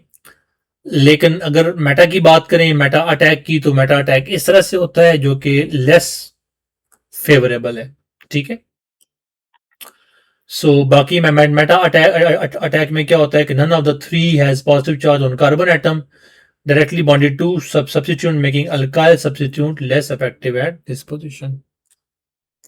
So रिंग डीएक्टिवेटिंग, अब रिंग डीएक्टिवेटिंग में क्या होता है कि जब कभी रिंग डीएक्टिवेट होती है तो उसमें ओवरऑल जो बेंजीन है उसमें इलेक्ट्रॉन डेफिशिएंसी आती है। अब पॉजिटिव चार्ज जहां जहां जाएगा, पॉजिटिव चार्ज जाता कहां पे है, ये हमने कहा पहले केस में ऑर्थो पैरा पे जाएगा। इस केस में उसको लेके कहां आ रहे हैं, इस केस में हम उसको लेके आ रहे हैं ऑर्थो अटैक पे, मेटा अटैक पे और पैरा अटैक पे। अब इन ऑर्थो मेटा पैरा अटैक में से देखें कि सबसे ज्यादा जो स्टेबल है वो कौन सी कंडीशन है। तो सबसे ज्यादा जो स्टेबल कंडीशन है वो मेटा मेटा पोजीशन पे है, और उस मेटा पोजीशन की वजह से जो बेंजीन रिंग है वो ओवरऑल जो है वो क्या हो रही है, स्टेबलाइज हो रही है। सो कैसे स्टेबलाइज हो रही है, क्योंकि पहले केस में अगर देखें तो यहां पे जो ये वाला पॉजिटिव चार्ज बनना है इस जगह पे, अगर तो मिथाइल ग्रुप होता तो मिथाइल ग्रुप इलेक्ट्रॉन डोनेटिंग है, पॉजिटिव चार्ज की डेंसिटी को कम करता है, तो वो अच्छा सपोर्ट कर जाता। इधर देखें, इधर भी ये वाली स्पीशी बनी है, यहां पे मिथाइल होता तो इसको स्टेबलाइज कर देता, ये नाइट्रो ये इससे इलेक्ट्रॉन छीन रहा है तो ये और इनहेंस कर रहा है इसको, तो ये एक हाईली अनस्टेबल स्पीशी है जो कि लेस फेवरेबल है। ठीक है। सो electron withdrawing group stabilize the arene ion of ortho and para attack more than arene ion of meta, जो मैंने अभी पहले बात कर ली कि वो पॉजिटिव और वो पॉजिटिव जो है वो कार्बन के ऊपर आया है जिसकी वजह से वो डिस्टेबलाइज हो गया। बाकी एग्जांपल उन्होंने 3 दी हुई हैं, एग्जांपल मैंने और भी आपको लिखवाई है। इसकी एग्जांपल उन्होंने NH2OR और बाकी सारे ग्रुप्स दिए हुए हैं। तो to cut the story short, वर्लेंडर रूल करेंगे तो आपको सारा कुछ याद हो जाएगा। So aldehyde termed as 3 directing substitute, यानी कि मेटा क्यों कहते हैं उसको, एक तो भाई वर्लेंडर रूल के मुताबिक है, अनसैचुरेशन है जिसकी वजह से हो गया। दूसरा, इसके अंदर आपने आर्थो मेटा और पैरा तीनों ड्रॉ करने हैं, आपको तीनों स्ट्रक्चर्स ड्रॉ करने हैं। स्ट्रक्चर ड्रॉ करने के बाद फिर आपने बताना है क्यों है। फिर 2 और 4 वाला भी ऊपर हमने जिक्र कर लिया, इसमें कोई मसला नहीं है। नाउ आते हैं जी एमसीक्यूज के ऊपर। आईयूपैक नेम ऑफ कंपाउंड, अच्छा आईयूपैक नेम हमने पढ़े थे, मैंने कहा था कि सिलेबस में नहीं है लेकिन हमने इसको पढ़ना है। पढ़ना जरूरी इसलिए था कि ताकि कॉन्सेप्ट हमारे क्लियर हो जाए। तो ये आप फिनोल है और ये क्लोरो है, तो आप फिनोल से स्टार्ट करेंगे। 1 2 3 4 5 और 6 पोजीशन है, तो 2 6 डाइक्लोरोफिनोल है ये वाला B option. Type of intermolecular force in benzene, London expression for forces होते हैं क्योंकि नॉन पोलर में होती है, ये नॉन पोलर है। Which of the following is monosubstituted benzene ring called meta, तो मोनोसब्स्टिट्यूटेड बेंजीन रिंग का जो कार्बन है, अगर कोई ग्रुप लगा हुआ है तो 1 2 और 3 पोजीशन जो है वो क्या है आपके पास, मेटा है। 5 वाली भी मेटा है लेकिन वो 5 है नहीं इसलिए यहाँ पे ऑप्शन में। अनसैचुरेटेड नेचर ऑफ बेंजीन, उसमें हाइड्रोजनेशन हम करते हैं तो पता लगता है कि अनसैचुरेशन है। Which of the following challenges ये फेस किए थे उसने कि बेंजीन लेस एक्टिव थी अल्कीन से, हालांकि 3 डबल बॉन्ड होने के बावजूद भी बेंजीन लेस एक्टिव क्यों है, ये बड़ा चैलेंज था कैक्यूल को। बेंजीन का molecule regular hexagonal planar structure होता है। CCC बॉन्ड एंगल जो है उसके अंदर, क्योंकि ये sp2 हाइब्रिडाइज होता है इसलिए बॉन्ड एंगल इसका 120 डिग्री होता है। अच्छा, इंटरमीडिएट का क्या होता है, जब इंटरमीडिएट बनता है उसके केस में ये होता है, ये किसका होता है जी, ये एरिनियमाइन में होता है, एक आध बॉन्ड का होता है, बाकी सबका तो वो सेम ही होता है। डिलोकलाइजेशन ऑफ बेंजीन रिंग जो है ना वो क्यों क्यों होती है, डिलोकलाइजेशन ऑफ बेंजीन रिंग इसलिए होते हैं क्योंकि वो क्या क्या होते हैं जी, sp2 हाइब्रिडाइज होते हैं, एक पाई इलेक्ट्रॉन अवेलेबल होते हैं। 5 अनहाइब्रिड नहीं कह सकते भाई, 5 नहीं होते आपके पास, 6 अनहाइब्रिड होते हैं, तो अल्टीमेटली sp2 हाइब्रिडाइज कार्बन है जिसमें एक पाई वाला बचा होता है जिसकी वजह से वो p वाला बचा होता है। अब बच्चे 5 नहीं पढ़ते, 2p ऑर्बिटल को पढ़ते हैं और उसके बाद मार्क खा जाते हैं। सो इसका ऑप्शन ए है, इलेक्ट्रोफिलिक फाइल यूज इन। अच्छा ये भाई लॉक कर लो इसको, ये एमसीक्यूज पेपर में आएगा, लेकिन ब्रोमिनेशन ऑफ बेंजीन का आएगा ये मैं नहीं कह सकता। नाइट्रेशन का भी आ सकता है और बाकी अल्काइलेशन का भी आ सकता है, इसलिए आप उसको इस एमसीक्यूज के कॉन्सेप्ट को याद रखें। इलेक्ट्रोफाइल ब्रोमिनेशन में ब्रोमोनियम आइन होता है, ठीक है। Electrophile use in Friedel Crafts acylium ion या अल्काइल कार्बोकेटाइन होता है। Aromatic hydrocarbon are found in extract of many plants that common, benzene common होती है। Which one of the following can easily be nitrated phenol. अच्छा ये याद रखिएगा, electron donating group वाले या वो लेंडर के मुताबिक सैचुरेटेड ग्रेटर देन बेंजीन होते हैं और ये ग्रेटर देन अनसैचुरेटेड होते हैं। सिंपल सी बात है, यानी कि R2 पैराडाक्टिंग ज्यादा एक्टिव होते हैं बेंजीन से, फिर क्या होते हैं, मेटाडाक्टिंग होते हैं। तो ये याद रखेंगे तो आपको सारा क्लियर हो जाएगा। समटाइम इंटी टेस्ट में वो आपसे पूछता है कि गिवन मॉलिक्यूल में से ऑर्डर बताएं सबसे ज्यादा रिएक्टिव कौन सा है, तो वो इसी सीक्वेंस को फॉलो कर सकते हैं।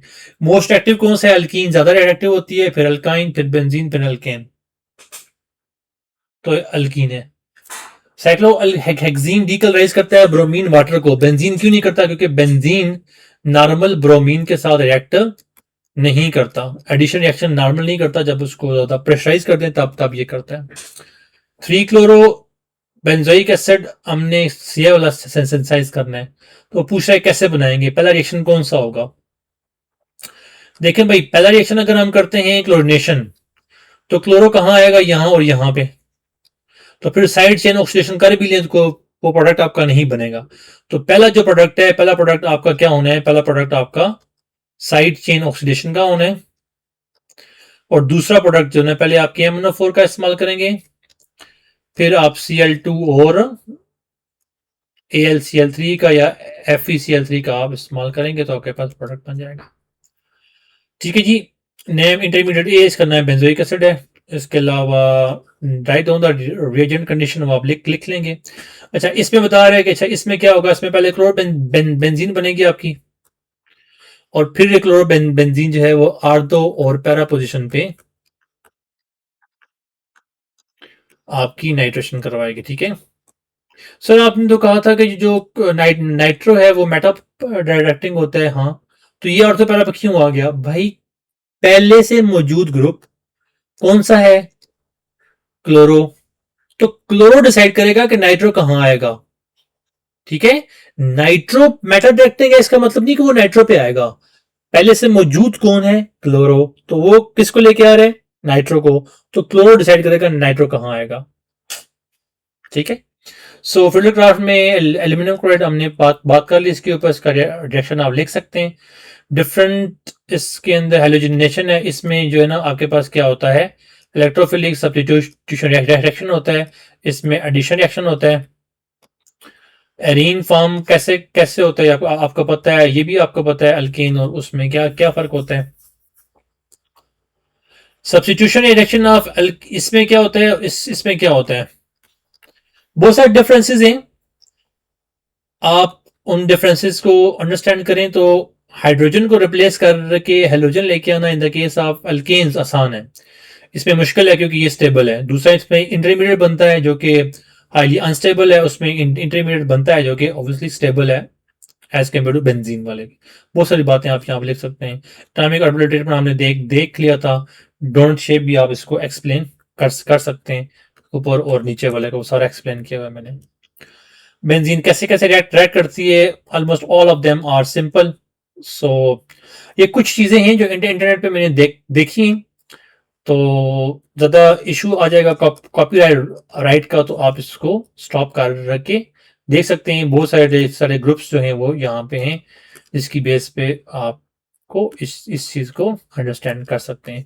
CF3, हाँ भाई, CF3 जो है ना एक धोखा देने वाला ग्रुप है, ये वोलेंडर रूल को फॉलो नहीं करता, इसलिए आप इसको अंडरस्टैंड करें। CH3 एक ऐसा अनसैचुरेटेड मॉलिक्यूल है जो कि वो रेंडर रूल को फॉलो नहीं करता, ये मेटा डाटा एक्टिंग ग्रुप है, क्योंकि फ्लोरीन उसको हाईली अपनी तरफ खींच लेता है। बाकी वो कोई एक्सेप्शन नहीं है। इलेक्ट्रॉन एक्टिवेटिंग, डीएक्टिवेटिंग, वो सारा कुछ आपके पास यहाँ लिखा हुआ है। अब ये कौन कौन सा, इसमें आप आंसर दीजिएगा मुझे प्लीज, कमेंट में आंसर करें ताकि मुझे पता लगे यहाँ तक आप आए भी हुए। सो यहाँ तक था हमारा सफर आज का। फर्स्ट ईयर वाले बच्चों के लिए मेंबरशिप है, मुफ्त का कंटेंट उनके लिए बहुत सारा है, लेकिन मेंबरशिप में मैंने 2026 की प्रिपरेशन करवाई हुई है फर्स्ट ईयर वालों को। सेकेंड ईयर वालों के लिए फ्री है, आई डोंट नो क्यों फ्री है, लेकिन फ्री है। जिस तरह पहले फर्स्ट ईयर का था फ्री, अब सेकेंड ईयर का फ्री सेशन चल रहा है। So best of luck,